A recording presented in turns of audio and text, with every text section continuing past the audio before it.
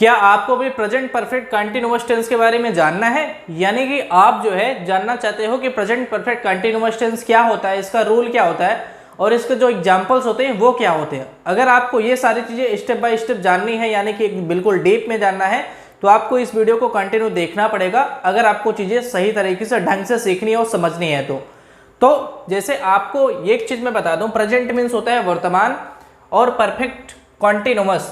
Perfect continuous का सीधा सा मतलब होता है कि समय के साथ मुख्य क्रिया जारी, ऐसे रहेगा। और टेंस मीन्स आपका होता है काल। और ये है आपका क्लास 26। इसके पहले 25 वीडियोस अभी तक चैनल पे आ चुके हैं। मैंने बेस से बिल्कुल क्लास 1 से इंग्लिश को कवर किया है, तो इस क्लास को आप कंप्लीट करो। उसके बाद अगर आप इंटरेस्टेड हो ना, शुरू से जानना चाहते हो ग्रामर बिल्कुल इन डेप्थ, तो आप क्लास 1 से जाके वीडियो देख सकते हो।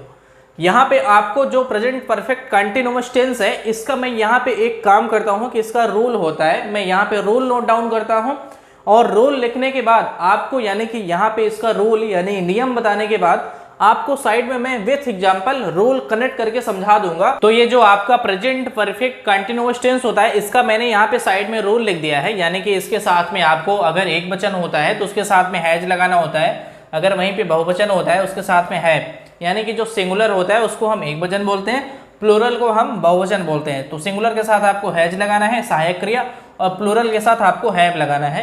हैज या हैव दोनों में से कोई एक लगेगा।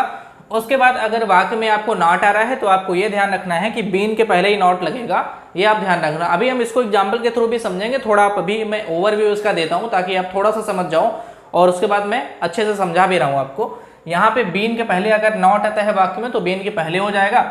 उसके बाद जो उसमें क्रिया में जो करने का चीज रहेगा, जैसे इसमें जाना है तो गोइंग हो गया, जैसे किसी में और कुछ रहेगा, सोना है तो स्लीपिंग हो जाएगा। मतलब जो उसकी क्रिया रहेगी उसमें आईएनजी हम लगा देंगे, जैसे गो का गोइंग, स्लीप का स्लीपिंग, वॉक का वॉकिंग, रन का रनिंग, ठीक है, कुछ भी हो सकता है। तो क्रिया में आईएनजी लगा देंगे, लेकिन उसके पहले हम बीन जरूर लगाएंगे। बीन और नॉट दोनों सटे हुए रहते हैं, ऐसा नहीं है कि बीन और नॉट दोनों अलग होंगे। बीन और नॉट दोनों पास में होंगे, उसके बीच में कुछ आ ही नहीं सकता, ये आप ध्यान रखना। जैसे आपको एक चीज और ध्यान रखनी है, जैसे कोई समय जो है निश्चित है, जैसे निश्चित समय की बात हो रही है, जैसे 2 बजे से, यहाँ पे मैंने लिखा 2 बजे से, 2 बजे से, तो उसमें जो समय है ना वो निश्चित है, निश्चित समय है कि 2 ही बजे से बात हो रही है। तो वहां पे निश्चित समय के लिए से के लिए सिंस आप लगाओगे, सिंस से के लिए। अगर वहीं पे 2 घंटे से है, 2 घंटा कोई फिक्स है नहीं कि 24 घंटे में कौन सा 2 घंटा है, सुबह का 2 घंटा है कि शाम का है कि रात वाला 2 घंटा है, कोई घंटा फिक्स ही नहीं है। ये पता है कि 2 घंटा है, लेकिन ये नहीं पता है कि कब का है। ये 2 बजे तो पक्का है, क्योंकि 24 आवर्स में 2 बजे 2 ही बार आता है, ठीक है। एक आपका नाइट में आ जाएगा, एक आपका डे में आएगा।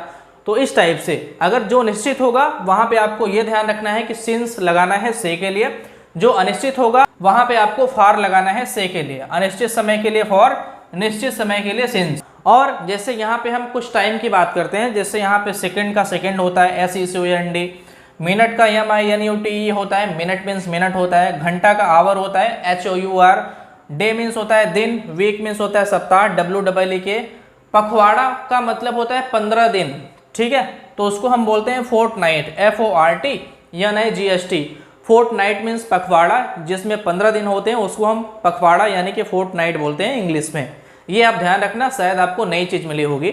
और हाँ, यहाँ पे आपको मंथ, मंथ मीन्स महीना होता है MONTH, और ईयर मीन्स वर्ष या फिर साल, दोनों आप कह सकते हो YEAR।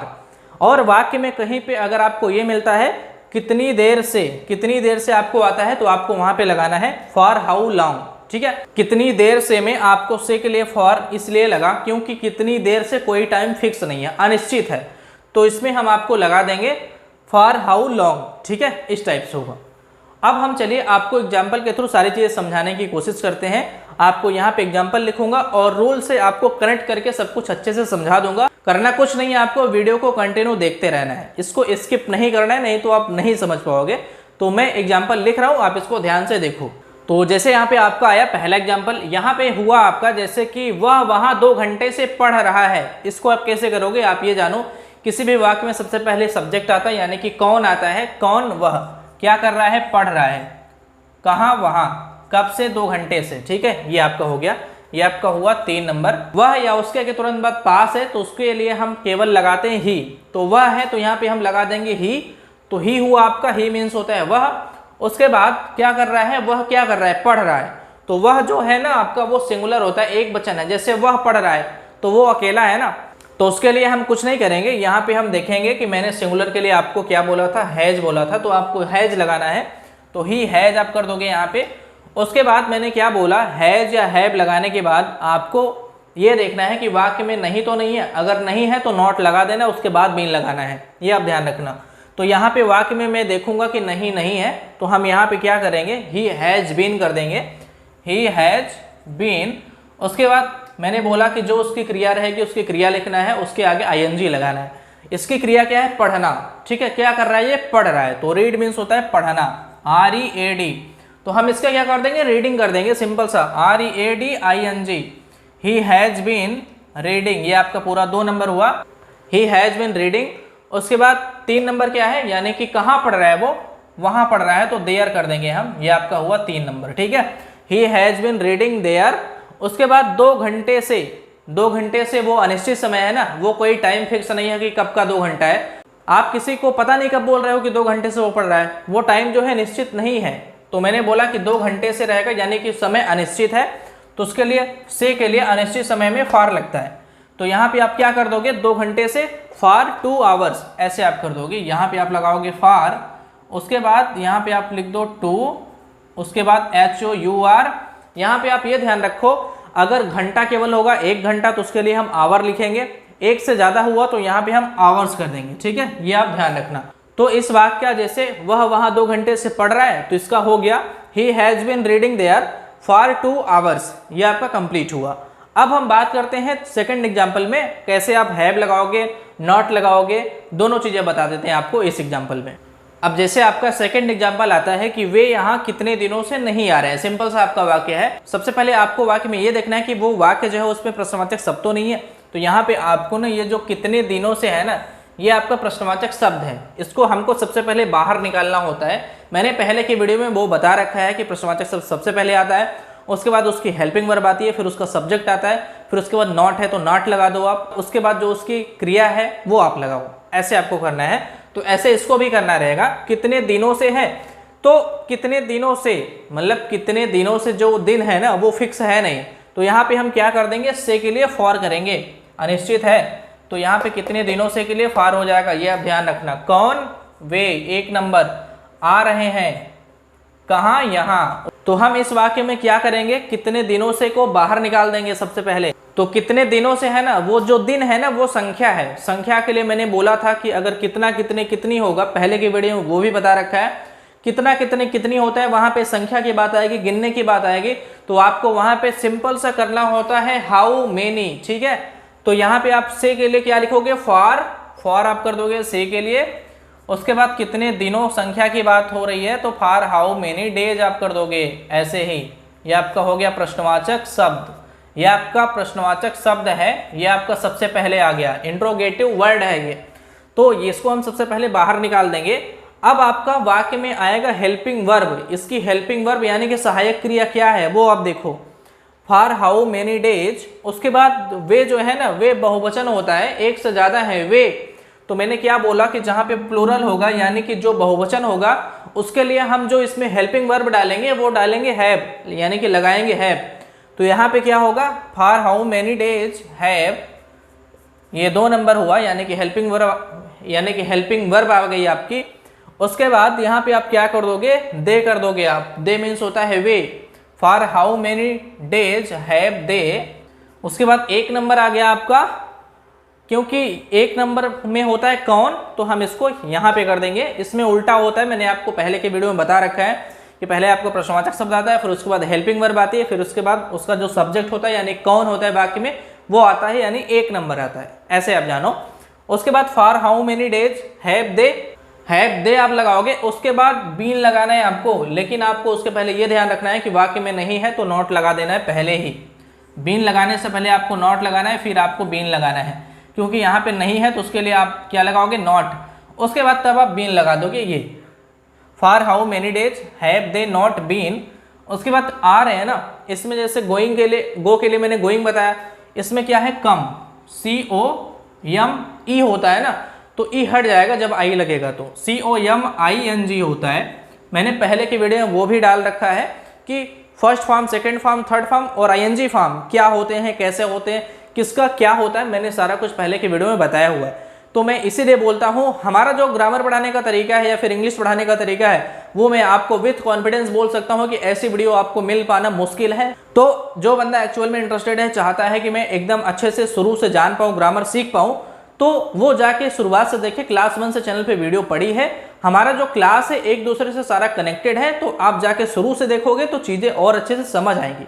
बाकी अभी आपको ये वीडियो देखनी है, इसको आप कंप्लीट करो, फिर जाके आप क्लास 1 से शुरू करो। आज आप चाहो तो आज करो, नहीं तो आपके पास जब टाइम हो तब आप करो, कोई इशू नहीं है। चैनल पे वीडियो पड़ी है, जब आपकी इच्छा हो तब आप शुरुआत करके देखना शुरू करो उसको, लेकिन जितना जल्दी आप करोगे आपके लिए ही अच्छा होगा। तो आपका क्या हो गया, for how many days have they not been coming. उसके बाद क्या बच रहा है आपका वाक्य में, हियर।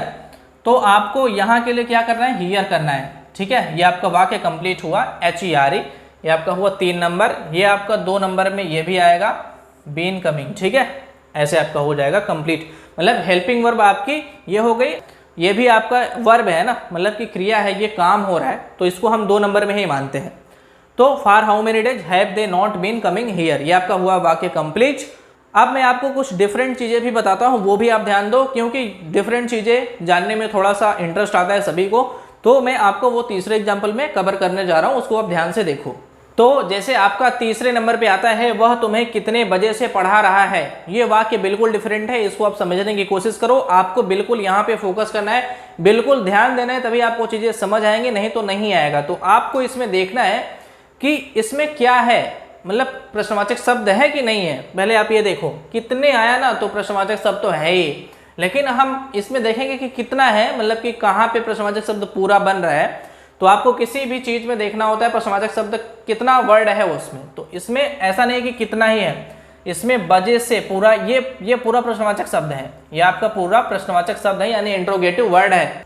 कितने बजे से ये आपका प्रश्नवाचक शब्द हो गया।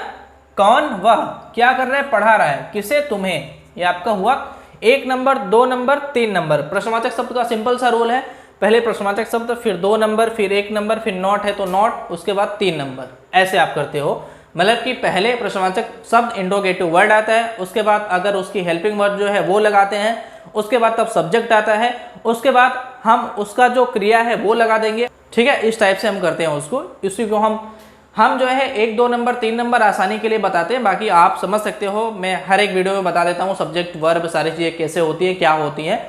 और जैसे वह तुम्हें कितने बजे से पढ़ा रहा है, ज़्यादा कन्फ्यूजन नहीं क्रिएट करते, इसको हम सीधा सा बताते हैं आपको। कितने बजे से के लिए आपको क्या होगा, कितने बजे से, जो आपका ये है ना पूरा प्रश्नवाचक शब्द है, तो जो टाइम है ना कितने बजे से, वो टाइम तो फिक्स है ना। जैसे आप किसी से पूछ रहे हो कि वह तुम्हें कितने बजे से पढ़ा रहा है, ऐसे आप पूछो, तो वहां पे आप तो इससे ये पूछना चाहते हो ना कि कब उसने स्टार्ट किया था, यानी कि जो टाइम पे उन्होंने पढ़ाना शुरू किया था वो टाइम तो फिक्स है। तो आप उसको बोलोगे ना कि वो 7 बजे से पढ़ा रहे थे, कि 6 बजे से पढ़ा रहे थे, या फिर 8 बजे से, यानी कि जब भी जो भी टाइम पे उन्होंने स्टार्ट किया था पढ़ाना वो टाइम निश्चित था। तो यहाँ पे जो निश्चित टाइम होता है ना, निश्चित जो समय होता है, उसके लिए से में सिंस लगाना होता है। तो यहाँ पे आप क्या कर दोगे, कितने बजे से के लिए आपको से का पहले मीनिंग लिखना होगा सिंस। सिंस व्हाट, यहाँ पे कितने के लिए क्या होगा, व्हाट होगा, सिंस व्हाट होगा यहाँ पे, SINCE, सिंस व्हाट टाइम, ये आपका ऐसे होगा, ठीक है ना। तो कितने बजे से के लिए क्या हो जाएगा, सिंस व्हाट टाइम, ये आपका हो गया प्रश्नवाचक शब्द। सबसे पहले बाहर आ गया। मैंने क्या बोला कि आपको मैं हर एक एग्जांपल अलग डिफरेंट तरीके से बता रहा हूँ, तो आपको वीडियो को बिल्कुल भी स्किप या फिर छोड़ना नहीं है, नहीं तो आप जो है प्रेजेंट परफेक्ट कंटीन्यूअस टेंस में हमेशा कंफ्यूज रहोगे। तो आपको सारी चीज़ें समझ लेनी है, तो आपको बस बने रहना होगा। और मैंने आपको जो ये सब बताया हुआ है ना, सेकंड, मिनट, घंटा, दिन, सप्ताह, पखवाड़ा, महीना, वर्ष, इसकी स्पेलिंग जो बताई हुई है, ये आपको बिल्कुल हमेशा ध्यान रखना है, याद रखना है। और पखवाड़ा यानी कि 15 दिन होता है, फोर्टनाइट, ये आप बिल्कुल ध्यान रखना हमेशा। तो यहाँ पे हम क्या कर देंगे, सिंस व्हाट टाइम, उसके बाद जो बंदा है ना वो अकेला है, तो इसके लिए हम हेल्पिंग वर्ब हैज लगा देंगे। हैज या हैव होता है, सिंगुलर में हैज होता है, तो हैज या हैव दो में से कोई एक आता है, तो इसमें हम हैज लगाएंगे क्योंकि वह है। हैज आपका हो गया, उसके बाद ही कर देंगे, 1 नंबर, ये आपका जो सब्जेक्ट है यहाँ पे आ जाएगा, has he, since what time 2 number, 1 number. उसके बाद आप क्या कर दोगे, बीन, हैज ही, उसके बाद वाक्य में हम देखेंगे नहीं है तो नॉट लगा देंगे, बीन के पहले ही नॉट लगेगा। मैंने आपको पहले ही बताया बीन और नॉट दोनों सटे होते हैं, उसमें बीन और नॉट के बीच में कुछ नहीं आ सकता, कोई भी वर्ड नहीं आ सकता। अगर नहीं है तो वो बीन के पास में ही रहेगा, ये आप जानो। तो since what time has he been आप कर दोगे बीन, टीचिंग उसके बाद कर दोगे आप, टीच मीन्स होता है पढ़ाना, तो आप कर दोगे teaching, TEACHING, has he been teaching.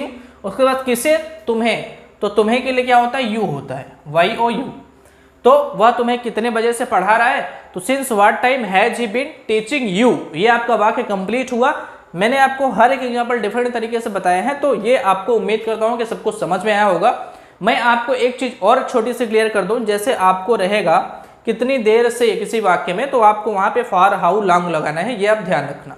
जैसे यहाँ पे कितने बजे से है, जैसे वहां पे आता है कितनी देर से, तो वहां पे आप सीधा सा कर दोगे, जैसे यहाँ पे सिंस व्हाट टाइम है वहां पे आप कर दोगे फॉर हाउ लॉन्ग। ठीक है, तो आप इस तरीके से ध्यान रखना सारी चीजें। हाँ, एक काम आप कर दो, वीडियो को अभी आप लाइक कर दो, नहीं तो आप भूल जाओगे, तुरंत आप लाइक करो। और चैनल पे आप पहली बार आए हो, नए हो, इसी तरीके की वीडियो हमेशा आती रहेगी चैनल पे। मैं ग्रामर को शुरू से स्टार्ट किया हूँ, लास्ट तक बताऊंगा, यानी कि जो ग्रामर का बेस होता है मैंने वहां से शुरू किया, एडवांस तक जाऊंगा। ये कितने क्लास तक जाएगा मेरे को नहीं पता है खुद, क्योंकि मैं बिल्कुल डीप से पकड़ के चल रहा हूँ, क्योंकि मेरे को आपको एकदम क्लियर चीजें बता देनी है। ऐसा नहीं कि कुछ भी एक चीज ऐसी छोड़नी है जो ग्रामर में मिस होकर रह जाए और आपकी कंफ्यूजन हमेशा बनी रहे। मैं नहीं चाहता ना कि जैसे आपको हर एक जगह बताया गया उसी तरीके से मैं भी बता दूं, ऐसा कोई मतलब नहीं है। मैं भी बना सकता हूँ वीडियोज और शॉर्टकट तरीके से बता सकता हूँ, चाहता हूँ इसी तरीके से बोल दूं, बता दूं, लेकिन उसका बताने का कोई मतलब नहीं है। मैं चाहता हूं कि आपको अगर सिखा रहा हूं तो अच्छे तरीके से सिखा पाऊं, क्योंकि अगर आपने इतनी सारी चीजें इतनी सारी जगहों पे देखी हुई हैं, वहां पे आपका जो कंफ्यूजन है, मैं यहां पे आपको कंफ्यूज नहीं रखना चाहता। मैं सारी चीजें बिल्कुल सामने निकाल के रखना चाहता हूं कि कैसी चीजें वर्क करती हैं ग्रामर में, कैसे उसका स्टेप होता है समझने का। ठीक है, तो बहुत सारा रूल लिखने का, 4-4 पेज भर देने का कोई मतलब नहीं होता है। उसका जो कॉन्सेप्ट होता है ना, वो क्लियर होना चाहिए। अगर वो क्लियर रहेगा तो आपको एकदम वाक्य अच्छे से समझ आएगा और आप उसको समझ पाओगे, पहचान पाओगे और आप उसको हल भी कर पाओगे, सॉल्व कर पाओगे आप। तो ठीक है, तो आप जो है एक काम और कर देना, इस वीडियो को आप शेयर जरूर कर देना। जिसको इस चीज़ की जरूरत होगी उसको ये वीडियो मिल जाएगी।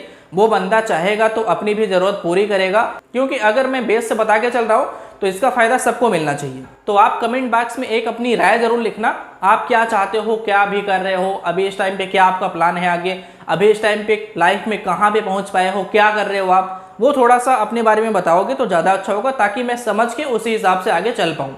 ठीक है, तो मिलते हैं आपसे किसी अन्य वीडियो में नए टॉपिक के साथ में। तब तक के लिए नमस्कार, धन्यवाद, आपका दिन शुभ हो।